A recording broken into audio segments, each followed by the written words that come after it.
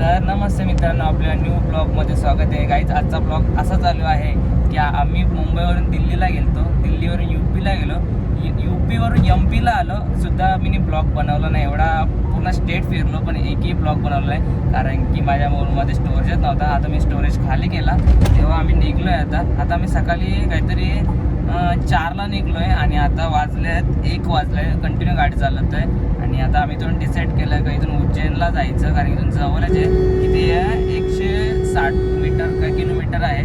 So आम्ही आता निघलो आहे आता. आणि एक तुम्हाला सांगतो, इकडे एक मध्य प्रदेशमध्ये एकही हॉटेल चांगलं नाही आहे. आम्ही काहीतरी 300 का 400 किलोमीटर ओलायलाच गाडी चालवत आहे, एकसुद्धा हॉटेल चांगलं नाही भेटलं आहे. एवढा खतरनाक आहे हा MP. आणि आता आमची तिघांची एकाची पण अंघोळ नाही आहे, फक्त चेहरा धुतला आहे एवढंच. तुम्हाला माझ्या डोळ्यावरची जरा समजलं असेल तोंडावरून. तर आता डायरेक्ट कुठेतरी हॉटेल सांगतोया, तयारी करूया आणि डायरेक्ट उज्जैन मंदिरामध्ये जाऊया. तर ट्रॅव्हलिंग ब्लॉग होणार आहे आणि याच्यामध्ये मी छोटी छोटी गोष्ट सांगणार आहे आणि तुम्ही स्टेट फिरत असताना कुठल्या गोष्टीचा काय लक्ष ठेवायचं हा तुम्हाला दाखवतो या ब्लॉगमध्ये. नक्की माझ्याकडून जी चुकी झाली किंवा तुमच्याकडून नाही होणार असे मी प्रयत्न करेन. आणि आता बघू शकतो काय तुम्ही, इथं वराट चाललाय लागणारला. तर गाईज ही सिटी आहे, तर ही सिटी एवढं ट्रॅफिक आहे सिटीमध्ये. आणि आपली मुंबई सर्वात बेस्ट सांगतो. सगळं भैया इकडेच का आलं तर मुंबईला, तर हा कारण आहे. जी सिटी बघू शकता एक लागले आणि इकडे ग्रीन आहे पूर्ण, पण पूर्ण ट्रॅफिक आहे. हे इथले सिग्नल पण असे आहेत, हे बघा.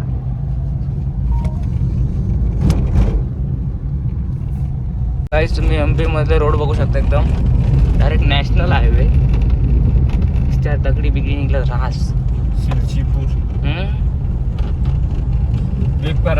गाईज. फायनली चांगला रोड लागलाय बघू शकतो मी आता. जरा एकदम टॉप नाही तर मागापासून आम्ही लय खड्डे उडवलेत, तर चांगला रोड लागलाय.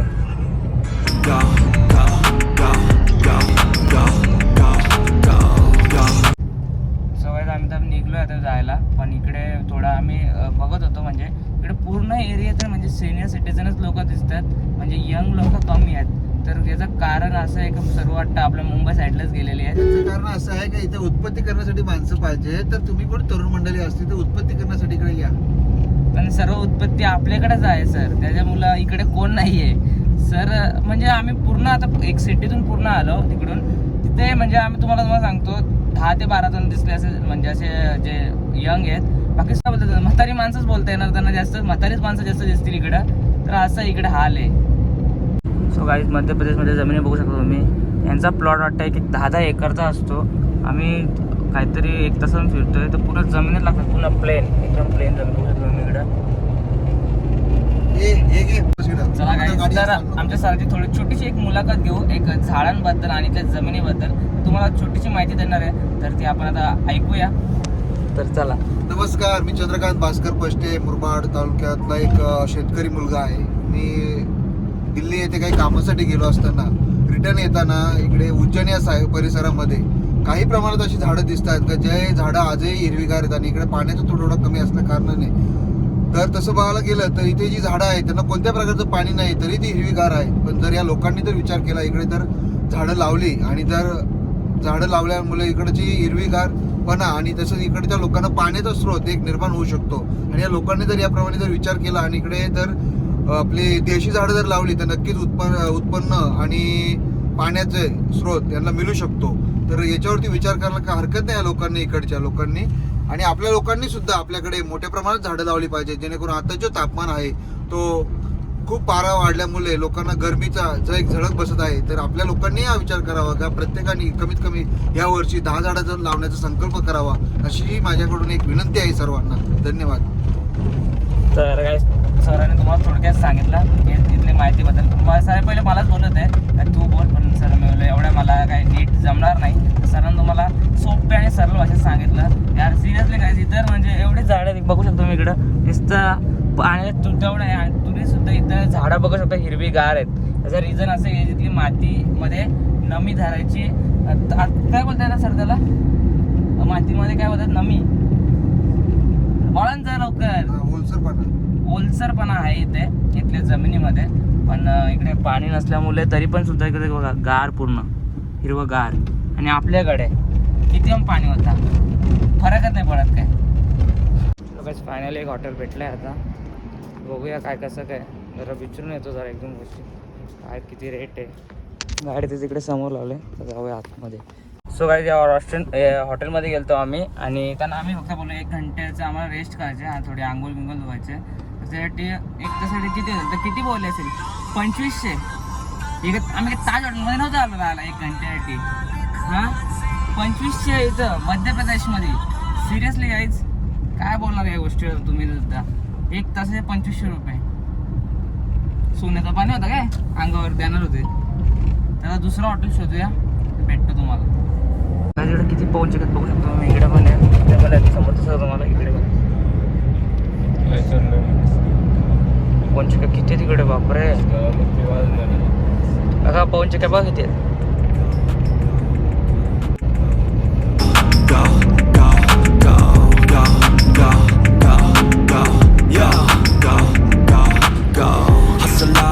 Every single day, I'll be making moves till I'm buried in my grave.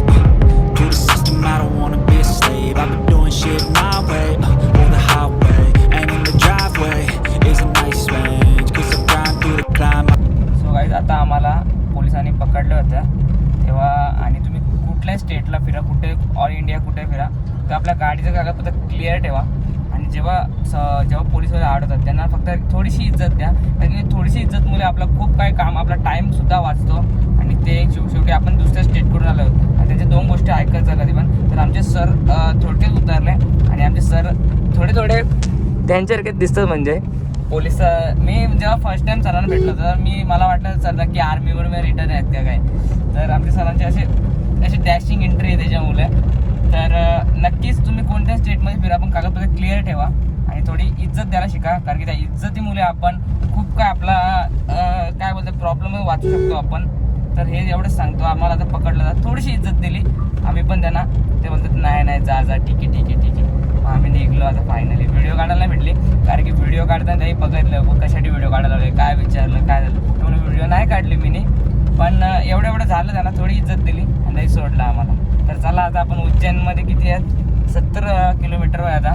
तर आपण थोड्याच वेळात मंदिरात जाणार आहोत. तर ब्लॉगमध्ये कंटिन्यू राहा. चला काय तिथे ॲड्रेस तर विचारायला आलो मंदिराचा, तर भेटला आता मंदिराचा ॲड्रेस. पण पुढून राईट आहे. चला पुढून राईट.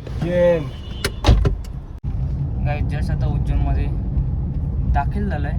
पण आता आम्हाला हॉटेल नाही भेटत आहे, जरा हॉटेल शोधायला लागेल. आणि एवढी ट्रॅफिक आहे बोलून पाहिजे नाही. छोटासा रस्ता आहे आणि साईडला दुकान आहेत दोन्ही साईडला. जरा गाडी आरामातच चालवायला लागेल कारण की थोडंसं कुठं लागलं तर कोण घेऊन काय बोलायचं त्यापेक्षा केअरफुल गाडी चालवायला लागेल. तर बघू आता हॉटेल कुठे भेटतो. जस्ट कमानच्या इथं आलो आता मंदिराच्या. आतमध्ये जाऊया. पूर्ण सिटी एरियामध्ये आहे, सिटीमध्ये आहे पूर्ण. तर गाडी कुठं लावायची तर टेन्शन आहे का. गाडी आणि हॉटेल पहिले तर हॉटेल शोधायला लागेल. हॉटेल शोधूया आणि गाडी लावूया आपली, आंघोळ करूया, नाश्ता करूया थोडासा आणि डायरेक्ट दर्शनाला जाऊया. चलो मिळते. चला जरा हॉटेल विचारतो आता जायला आतमध्ये. हॉटेलमध्ये जरा विनास की करू. सगळीकडे इकडे ई रिक्षाच येत वाटतं जास्त. तर इथे आता या हॉटेलमध्ये विचारूया जागा आहे का नाही. चला काहीच फायनली रूम भेटली आहे मला. बघा ही रूम आहे आणि इकडे बाथरूम आहे. आणि रूम पडली मला आय थिंक 3 जणांचे 500 रुपये घेतले 1 घंट्यासाठी. तर ठीक आहे. तर आता कपडे बदलूया, आंघोळ धुऊया आणि डायरेक्ट जाऊया डायरेक्ट दर्शनाला.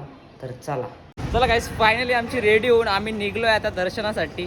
तर तुम्हाला पण सुद्धा व्हिडिओ तिथे काय अलाउड असेल तर तुम्हाला नक्की व्हिडिओ दाखवेल. महाकाळाचं नक्की तुम्हाला दर्शन करतील. आणि ते सरसुद्धा तयार झालेत आणि काकासुद्धा आणि मी सुद्धा तयार झालो आहे. टिक्का हाणाला विसरलो थोडं, त्याच्यामुळे थोडा वेगळा दिसत असेल मी. तर काही चला आता फटाफट दर्शन करून घेऊया. तर चला आता किती टाईम लागतो दर्शन मला एवढा काय मला नॉलेज नाही आहे. तरी पण ब्लॉगमध्ये कंटिन्यू राहा. तर चला आता दर्शन घेऊया. चला काय प्रसादसुद्धा घेतला आहे आता. फटाफट निघूया आता दर्शन घ्यायला. अर्ध्या तासात ते बोलतात दर्शन होऊन जाईल तुमचं. आज गर्दी पण एवढी नाही आहे. तर चला आता फटाफट दर्शन घेऊया एकदाशी. तुम्हाला सुद्धा दाखवतो आणि कॅमेरा अलाउड आहे आतमध्ये. तर नक्की फोटो काढेल.